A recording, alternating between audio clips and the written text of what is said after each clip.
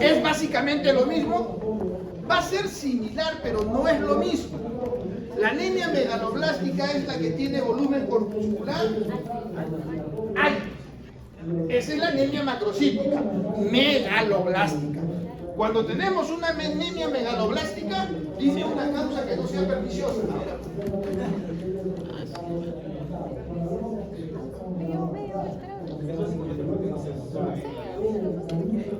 Pero por eso digo, dime una que no sea perniciosa. Déficit de vitamina B12. Que no sea déficit de vitamina B12. ¿Qué? ¿Qué? Gastrectomía. Pero esa es deficiencia de vitamina B12. Podría ser Hipotiroidismo. El paciente hipotiroideo suele tener hiponatremia, y al tener hiponatremia el eritrocito se hincha, y entonces aparece con volumen corpuscular medio alto, aparece como macrocítico. Otra causa, mielodisplasia. Ahora sí, la principal causa, deficiencia de vitamina B12, que puede ser por gastrectomía, me sacaron el estómago, no tengo factor intrínseco. Que puede ser deficiencia de vitamina B12 por diarrea. Que puede ser deficiencia de vitamina B12 por anticuerpos contra células parietales. Eso es perniciosa. Eso es perniciosa. Es decir, una causa de megaloblástica es la perniciosa. ¿Existe otras causas de anemia megaloblástica? Y hemos visto que sí. Otra pregunta. ¿Qué? ¿Sobre? Les toca también respiratorio. Entonces me preguntan síndrome de... Primero empecemos con insuficiencia respiratoria. Cuando hablamos de insuficiencia respiratoria tiene que tener uno de dos criterios. Insuficiencia respiratoria tipo 1, hipóxica. Eso significa presión arterial de oxígeno menor de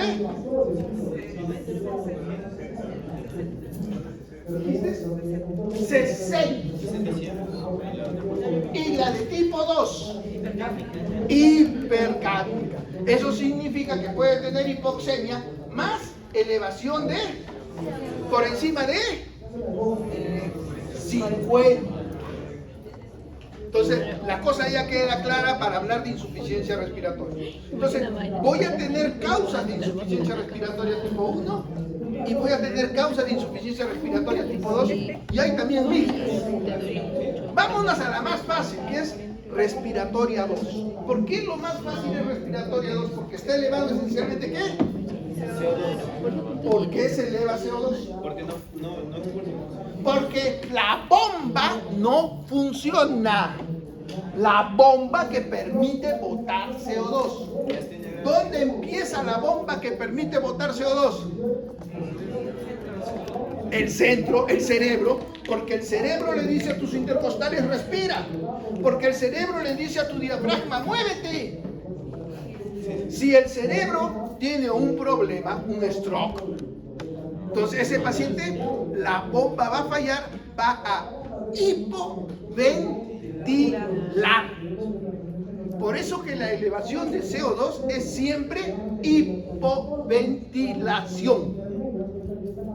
Cuando nosotros aprendimos insuficiencia respiratoria, se puede producir insuficiencia respiratoria porque no entra bien el oxígeno. Y no entra bien el oxígeno porque en el aire respira. ¿Cuánto de oxígeno estás respirando? 0,21, 21%. Si el porcentaje de oxígeno disminuye, ¿qué oxígeno entra al pulmón? Entonces, ¿qué oxígeno se va a intercambiar? Por ejemplo, ¿qué enfermedad produce disminución de la fracción inspiratoria de oxígeno? El mal de altura. Porque a más altura, Cusco, ¿qué altura tiene? Decídanse, 3 o 4. 4.000 y pico. ¿Qué sucede? El porcentaje de oxígeno es menor. Y por lo tanto, aquel paciente o aquella persona que no toma, no tiene los mecanismos adaptativos, rápidamente hace hipoxemia. Un mecanismo, entonces, para insuficiencia respiratoria es la falta de oxígeno en lo que respira. Otro, lo que hablábamos, las hipoventilaciones. Pero las hipoventilaciones producen CO2, causa cerebral, causa de la caja respiratoria, por ejemplo, la parálisis de los diafragmas, el miastenia gravis, el Guillain-Barré. Si no funcionan los músculos, ¿quién te ayuda a respirar? ¿Quién te ayuda a ventilar? Hipoventilación. Una mala caja torácica, porque tiene el esqueleto deformado, porque la columna está deformado, porque es súper obeso, el famoso síndrome de Pittsburgh. Entonces la caja torácica no ventila bien. Todos esos cuadros de hipoventilación, el CO2 está listo.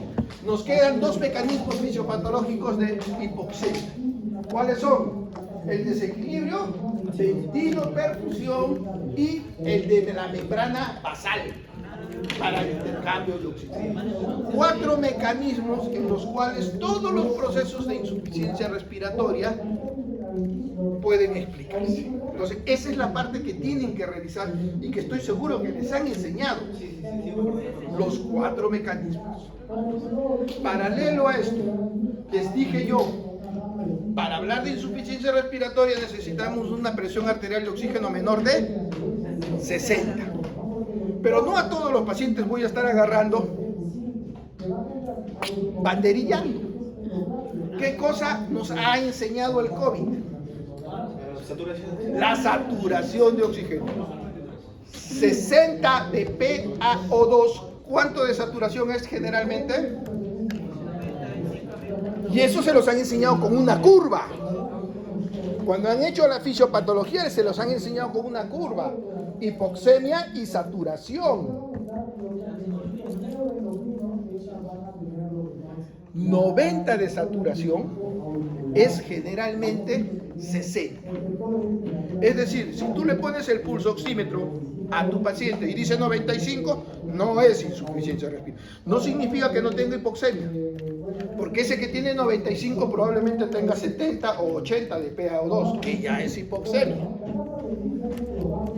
Pero aquel que tiene 90, cuidado, ese puede estar en insuficiencia respiratoria. Entonces revisen su cuadrito de curva. Otra pregunta.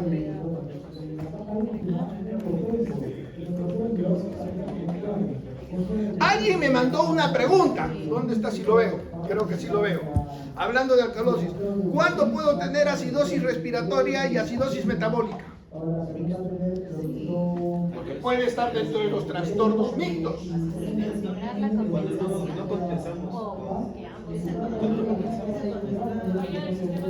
Primero nos vamos al mecanismo primario. ¿Cómo encontramos el mecanismo primario? ¿Qué es lo primero que vemos?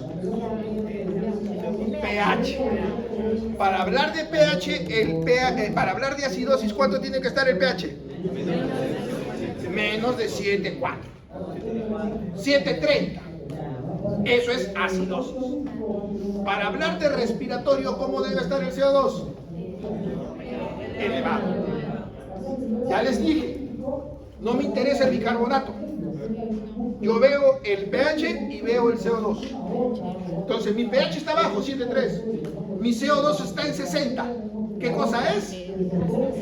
Acidosis respiratorio es el fenómeno primario. ¿Qué pasa si es que yo miro mi pH? 7,3. Y mi CO2 está en 32. 32 no es CO2 elevado, doctor. Si no es chana, entonces no es acidosis respiratorio, es acidosis. Miro mi bicarbonato y está. Entonces, si guardo mis reglas, puedo encontrar primero cuál es el factor primario. Una vez que encuentre el factor primario, voy a ir al mecanismo de compensación. Y ahí está el cuadro que les dije, tienen que memorizar. Por ejemplo, tiene acidosis metabólica. pH bajo, CO2 bajo, bicarbonato bajo. Entonces el bicarbonato ha bajado, lo normal 24, ha bajado hasta 14. Es decir, ha bajado en 10. Si bajó el bicarbonato, ¿cuánto debe haber bajado de CO2? Es una regla. Esa es una regla. La regla que yo siempre me aprendo es ese bicarbonato más la mitad, más 8. Ese es lo que debe haber bajado. Es decir, el bicarbonato que están dosando, 16, más la mitad, 8, 24, más 8. ¿Cuánto? 32 debiera tener de CO2. Si su CO2 ha bajado más o ha subido más, tenemos los mecanismos compensatorios. Por eso les dije, este cuadro sí te lo tienen que memorizar. Ahora, es acidosis respiratoria. Ahí sí es un poco más fácil. Ahí no hay fórmula. Ahí hay simplemente acidosis respiratoria. Si ha subido el CO2 de 40 a 50, es decir, 10. Por cada 10 cambios de CO2, el bicarbonato baja 1 a 2 miliequivalentes. Es decir, si ha subido 10, el bicarbonato de 24 debe subir 2 hasta 26. Si es más o menos, esos son los trastornos mixtos. Pero también les dije, solo para ustedes, que yo no les voy a tomar examen de trastornos mixtos, solo trastornos primarios. Pero solo es para ustedes, no le escriban a nadie más. ¿Alguna pregunta? ¿Cuál es la pregunta del examen? Él la sabe. ¿Dónde está? ¿Alguna otra cosa? Síndrome histórico. ¿Ah? Histérico. Síndrome histérico. Muy bien. ¿Qué cosa es la histericia? Aumento de bilirrubinas. No te desgastes en decirme conjugada y no conjugada. Eso es aumento de bilirrubinas. Porque no toda hiperpigmentación amarilla es aumento de bilirrubinas. Una causa que tus ojitos se ponen amarillos, pero no es aumento de bilirrubinas.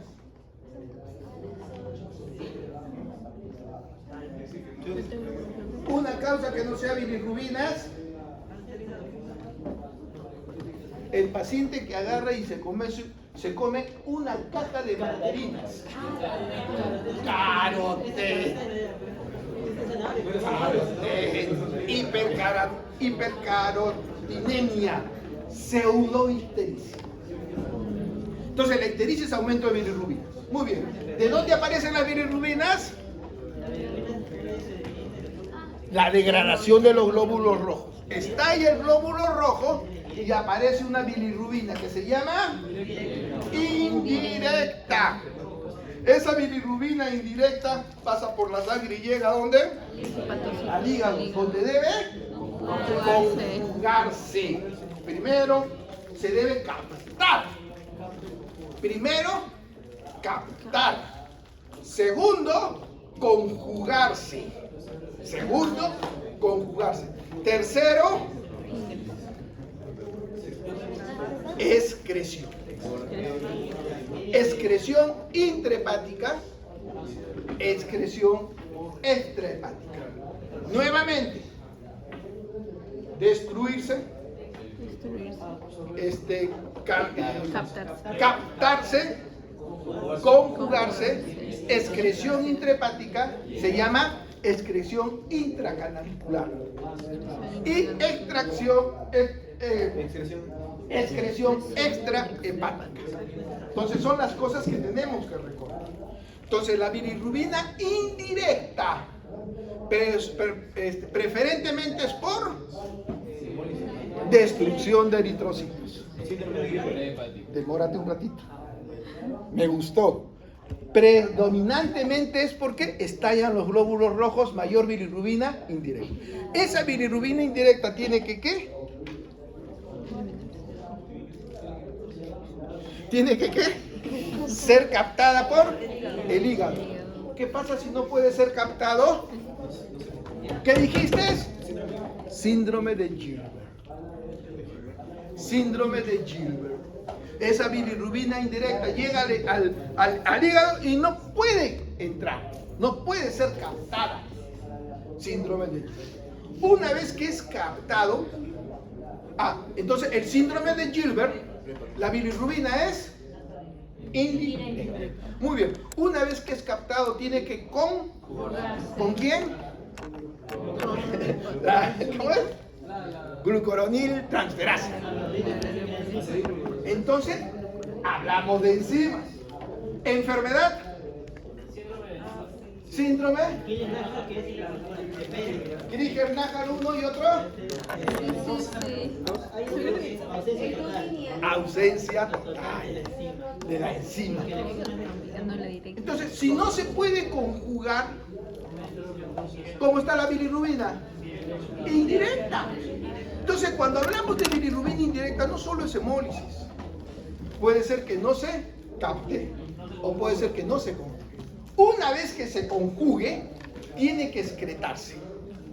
Para esa excreción hay un fenómeno de energía. Si no hay unas enzimas que producen buena energía, no se puede excretar, pero ya está conjugada. Entonces comenzamos a elevar la bilirrubina directa. Ya se conjugó bilirrubina directa. Rotor, síndrome de Rotor. Otra, que no hay canalículos. Hay esclerosis de canalículos, pero la bilirrubina ya está conjugada. No puede salir. Y otra, la excreción extrahepática. La más común, cálculos. Bilirrubina directa elevada. Por último, la hepatitis. La hepatitis. ¿Qué tipo de hepatitis? Bueno, generalmente, no, la hepatitis A y la hepatitis B. Porque la D puede producir colestasis. La A y la B es la inflamación del hepatocito. El hepatocito se inflama y por lo tanto no puede captar. Se queda predominantemente aumentado la bilirrubina indirecta. Entonces, esa es la fisiopatología que siempre tienen que aprender en los mecanismos, que luego lo van a volver a aprender en semiología. Entonces nos van a dar las famosas ictericias, las ictericias rubínicas, la ictericia flavínica, la ictericia biliverdínica y la ictericia melánica. 4 tipos de ictericia que lo van a aprender cuando sea la flavínica. Viene de flavo, viene de haba, y el haba tradicionalmente es una enzima que cuando falla produce hemólisis. Por eso es que se le conoce como la ictericia flavínica. Ictérico y pálido a la vez. Y así sucesivamente. Muy bien. Otra cosa. ¿Digestivo? Cuando hablamos de la tenemos que aprendernos los valores específicos. Cuando hablen de escalas, por ejemplo, en rifle, sí, tienes que aprenderte específicamente las variables. Al igual que cuando te hablen de Paki. Que como les dije yo, no hay mucha variación. Digestivo. ¿Qué? Oh, su macho. Cuando hablamos de hemorragia digestiva, hablamos de cuál tipo de hemorragia digestiva quieres hablar. Alta. Alta. ¿Cuándo se considera hemorragia digestiva alta? Cuando la ángulo de Treitz. Del ángulo de Treitz hacia arriba es alta, del ángulo de Treitz hacia abajo es baja. Por ejemplo, te hablo de la cuarta porción del duodeno, ¿es alta o baja? La cuarta porción del duodeno, ¿es alta o baja? Alta. Alta. El duodeno termina en el ángulo de Treitz. La primera, la segunda, la tercera y la cuarta está por delante del ángulo de Treitz. Porque del ángulo de Treitz hacia adelante se llama Baja. del ángulo de Treitz hacia adelante se llama yeyuno y luego ilión. Después viene colon. Entonces ya queda claro cuando hablamos ángulo de Treitz, y hablamos claro cuando hablamos de anatomía. Esófago, estómago, duodeno, eso es hemorragia digestiva alta. Bien, los mecanismos. Eso es fácil determinar los mecanismos. El primer mecanismo es por agresión. En el caso de la hemorragia digestiva alta, ¿cuál es el principal mecanismo de agresión?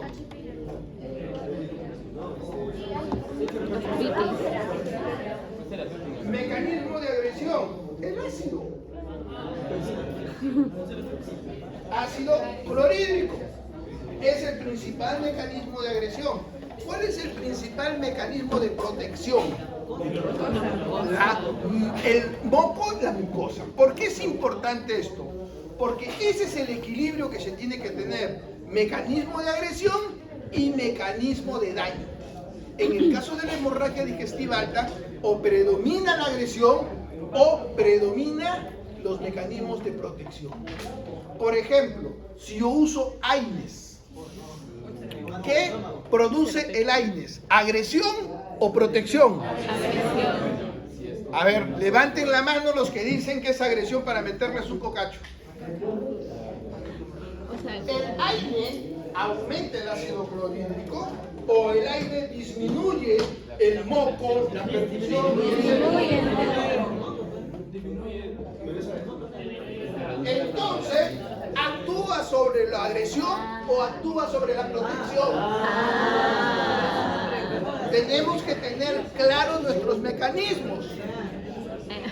El Helicobacter pylori.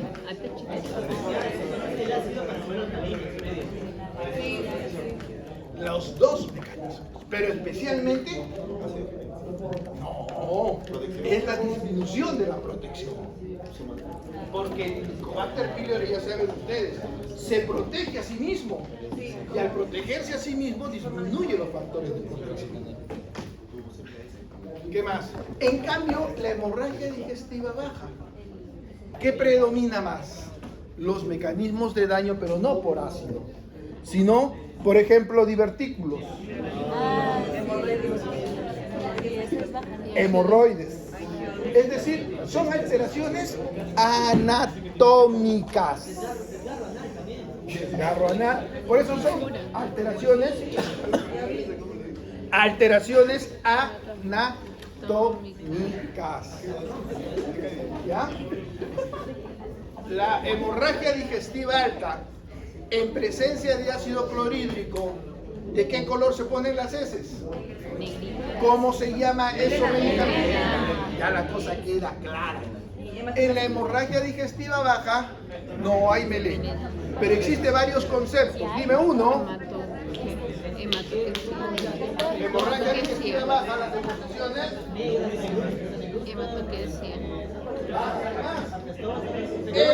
Hematoquesia. Enterorragia. Es decir, no es como la hemorragia digestiva alta, un solo concepto, melena. Y en la hemorragia digestiva baja, semiológicamente puede haber diferentes manifestaciones. Y hay que diferenciarles unas de otras. Hematoquesia, enterorragia, rectorragia. Eso lo vas a revisar tú. ¿Alguna otra pregunta?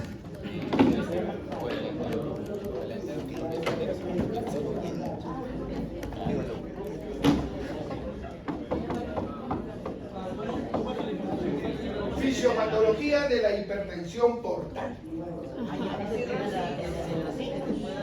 Por eso, fisiopatología de la hipertensión portal. Cuando hablamos de hipertensión portal, la porta se origina por la unión de ¿quién? De la gástrica. Perfecto. Para empezar, la esplénica y la mesentérica. Eso forma la porta. Esa porta tiene que atravesar, y después del hígado tenemos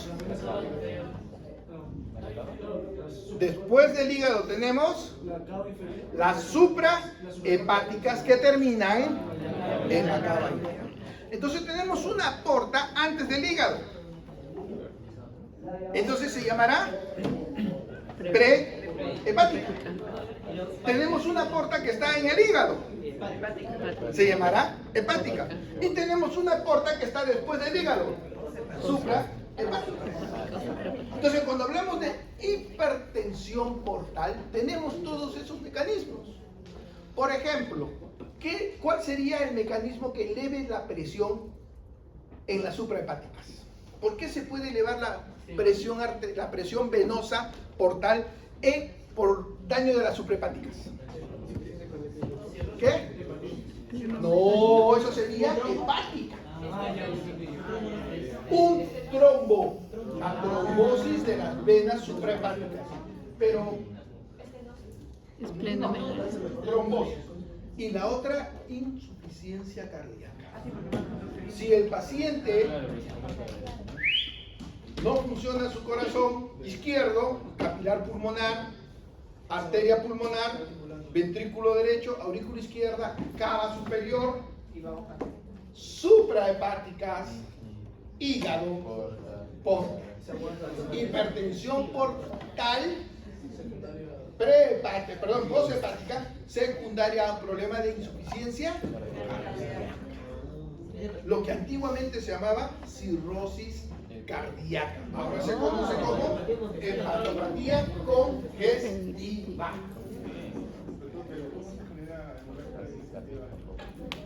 Ese es otro cantar. Muy bien. Entonces, hipertensión portal hepática, si el problema es en el hígado. Y la hipertensión portal prehepática, si el problema es cualquiera de las formadoras de la porta.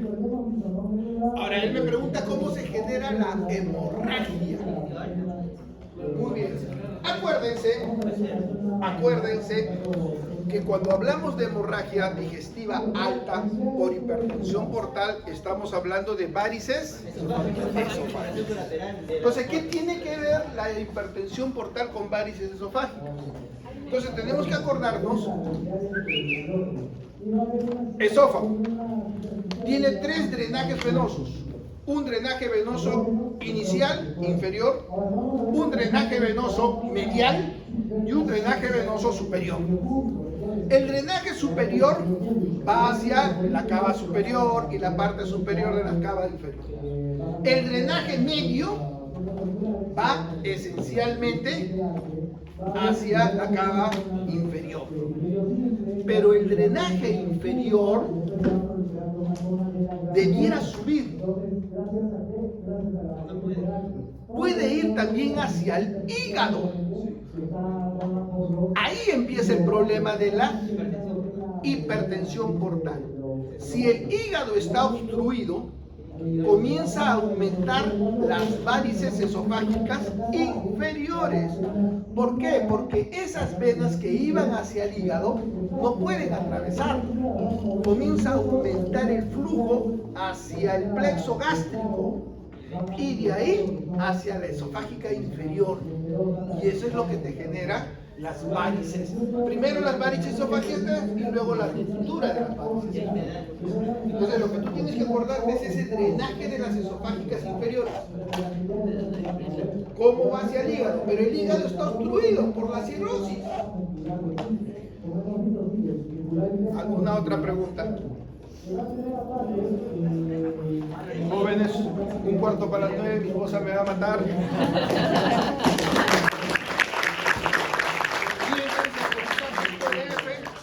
Cualquier pregunta a través de la delegada, con el mayor placer le respondo.